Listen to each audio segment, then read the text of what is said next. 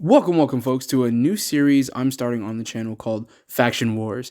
In Faction Wars, I will be putting the 4 current main factions in Bleach against each other in various challenges ranging from the organization as a whole to individual members. Speaking of individual members, today's contest is leaders. I'm going to be ranking the 4 leaders of each faction.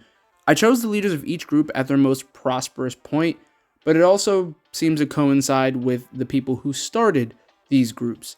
That would be Yamamoto, Aizen, Ginjo, and Yhwach. I will be looking at their overall leadership for their groups for the entire tenure as leader.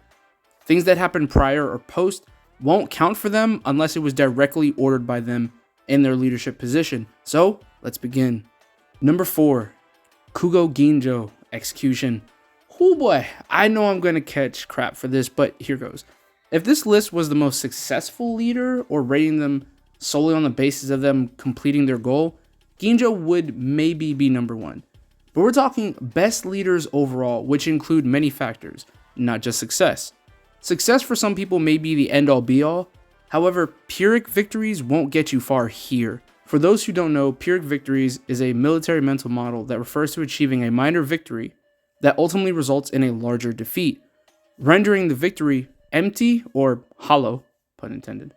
And that's exactly why Kugo Ginjo is at 4. He isn't a bad leader from a tactical standpoint, meaning his step-by-step details are great, but his overall strategy versus Soul Society was at best poor.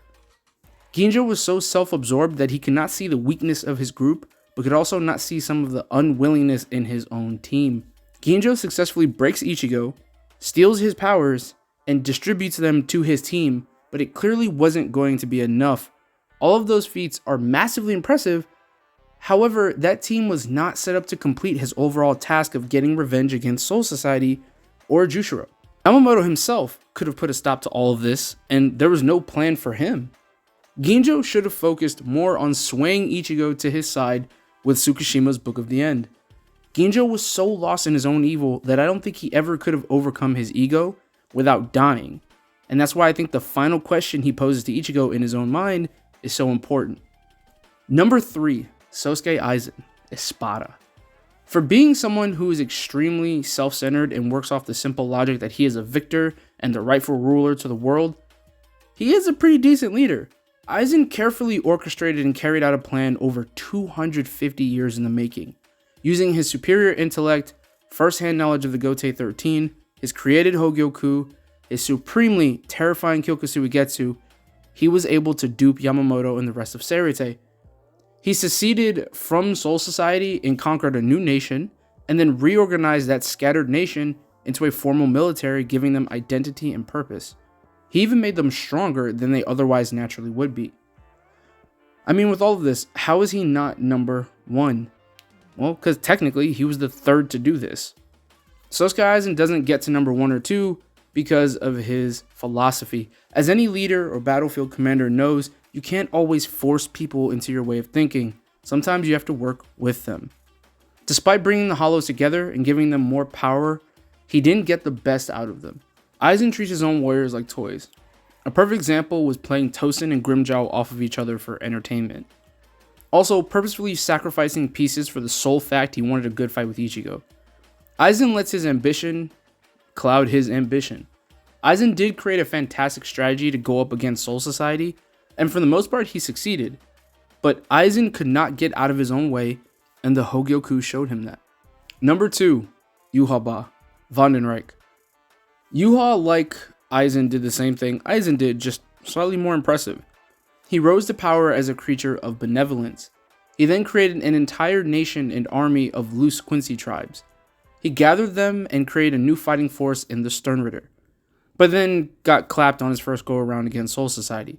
However, he impressively bounced back.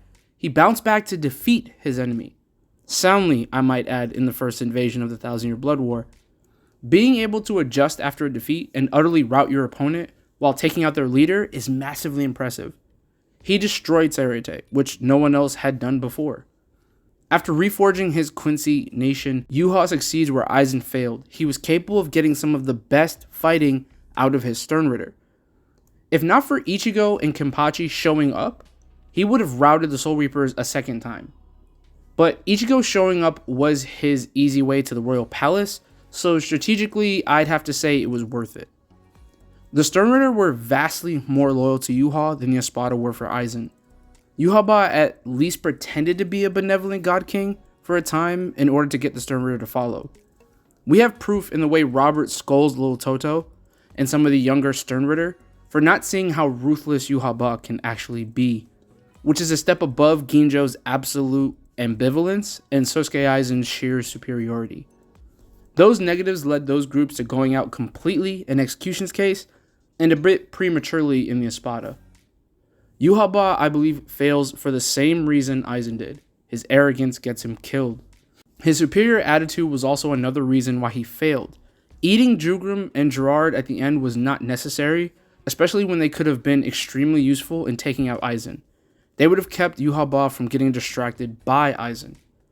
Arrogance is a theme that each of these leaders have.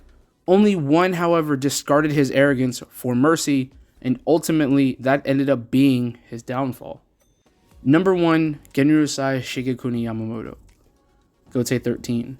I think Yamamoto is without a doubt the best leader in the series. Now, for some, it's hard to justify putting Yamamoto over Aizen when Aizen essentially duped him, as stated before. But what I think makes up for that is Yamamoto in his old age being capable of letting go of his arrogance and learning from his mistakes. I also can't fault Yamamoto too much for not seeing through the lies and obfuscation because Aizen quite literally controlled what he and others could see and hear. What's impressive is Yamamoto anticipated quite a few of Aizen's ideas and made the FKT Hueco Mundo invasion plan in advance. This man also led Serete through almost 2 millennia of peace and quashing every rebellion and usurper to the Soul King in the Serete. Yamamoto also was hampered by bureaucracy and tradition between the Central 46 and the noble clans, yet kept everything intact. When those hindrances were gone and he became the de facto leader, we see how good of a leader he is. He will use any tactic to win while still holding his moral duty as the leader of the Soul Reapers and refuses to take advantage of humans like he would have done in the past. He forgave Rukia and the others where the Central 46, if not killed, wouldn't have. He even ignored the reemergence of a Quincy.